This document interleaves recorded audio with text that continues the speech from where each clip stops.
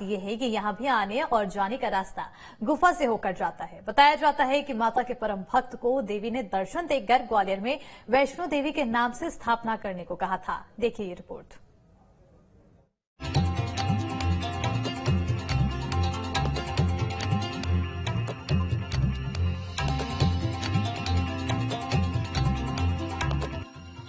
ग्वालियर में वैष्णो देवी का एक मंदिर है जिसका रास्ता गुफा से होकर बनाया गया है। बताया जाता है कि लगभग 43 साल पहले इस मंदिर में माता वैष्णो देवी की प्राण प्रतिष्ठा हुई थी। कहते हैं कि माता ने अपने परम भक्त स्वामी बद्रू राम शर्मा को सपने में दर्शन देकर इस पहाड़ी पर उनकी प्रतिमा स्थापित करने को कहा था, जिसके बाद स्वामी जी ने साखिया विलास के पास ही वैष्णो देवी का एक मंदिर बनाया और धीरे धीरे उन्होंने पूरे मंदिर को जम्मू जैसे मंदिर का स्वरूप दे दिया। वैसे ही बनी हुई है जैसे वैष्णो के दरबार में दर्शन करने जाते हैं श्रद्धालु, तो इसी तरह से निकलना पड़ता है।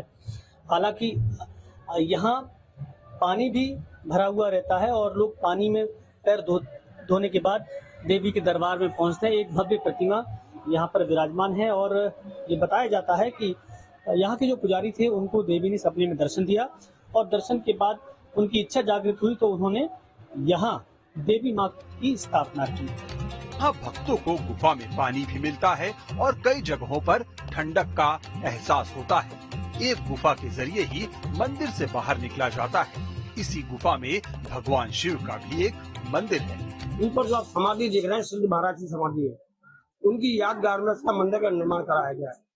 माँ ने सपना दिया था कि मेरा स्थान बनाइए, उसी हिसाब से मंदिर का दरबार का निर्माण कराया गया है। मनोकामना के लिए उनके हाथ का जो वृक्ष लगा हुआ है, इसमें लोग चुन्नी बांध जाती है, कलाव बांध जाती है। हर आदमी की मनोकामना पूरी होती है। बहुत जल्दी हमारी सुनती है। जो लोग वहाँ वैष्णो देवी पे नहीं जा पाते वो यहाँ आते हैं। बिल्कुल ऐसा ही लगा जैसे अपन वैष्णो देवी के ही दरबार में। वैष्णो देवी गई आपको? नहीं। मन करता जाने का? हाँ। तो इनको भी तो बताते हैं कि ये भी वैष्णो देवी की। हाँ, तो यहीं पे तो आ जाते हैं। अब बड़ी नहीं जा पाते हैं तो यहाँ पे आ जाते हैं। यहाँ पे भी वैसे ही लगता है जैसे बड़े बाजार में। वैष्णो देवी के इस मंदिर में भक्तों को उसी वातावरण की अनुभूति होती है जैसी त्रिकुटा पर्वत पर विराजमान मां वैष्णो देवी के दरबार में होती है। बताया जाता है कि ग्वालियर में साखिया विलास की पहाड़ी पर बने इस मंदिर में जो भी सच्चे मन से मां के दर्शन करने आता है उसकी सभी मनोकामनाएं पूरी होती है। ग्वालियर से विनोद शर्मा के साथ टीम न्यूज स्टेट। तो देश भर में नवरात्रि का त्योहार काफी धूमधाम से मनाया जा रहा है। लोगों में भी काफी उत्साह देखने को मिल रहा है और ऐसे में बिलासपुर में पिछले 72 सालों से आयोजित किए जा रहे रामलीला मंचन का आयोजन इस साल भी किया गया है।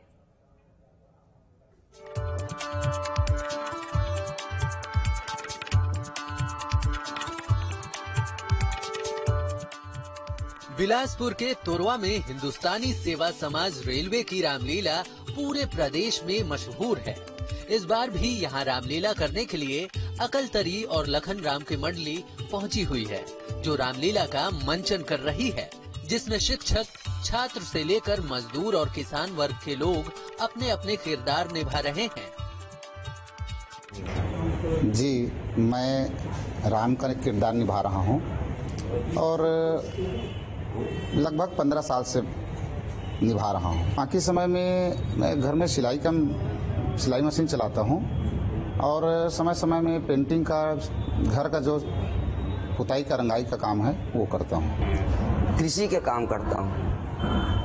कितना समय निकालते हैं इसके लिए, नवदा रामायण के लिए?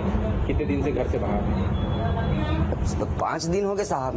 मैं 11वीं क्लास पढ़ रहा हूँ और लक्ष्मण का किरदार निभाता हूँ बालकांड तक। उसके बाद बाकी छोटा मोटा है वो कार्य करता हूँ। तोरवा में इस रामलीला का मंचन करीब 72 साल से किया जा रहा है और जितने भी किरदार हैं वो बिना मोल भाव के मंचन करने आते हैं। वहीं रामलीला समिति कलाकारों के आने जाने, रहने और खाने का खर्च उठाती है। रामलीला मंचन के दौरान किरदार पर खुश होकर जनता आरती में जो पैसे देती है उसी से साज सज्जा और मेकअप का सामान आता है। और जहाँ तक मदद की जरूरत है तो होता क्या है कि आयोजक जो होते हैं या मुझे खुद को रामलीला देखते समय ऐसा लगता है कि कोई चीज कम है या किसी कलाकार के पास कोई चीज की कमी है तो मैं उसको उसकी मदद करके पूरा करवा देता हूँ। ये 72 साल हो गए हैं हिंदुस्तानी सेवा समाज के माध्यम से ये कार्यक्रम चालू है और हिंदुस्तानी सेवा समाज के सभी सदस्य बहुत मेहनत किए हैं।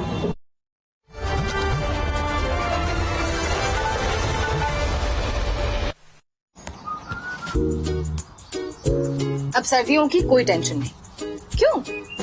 लक्स स्पार्कल इसका स्पेशल फैब्रिक बनाता है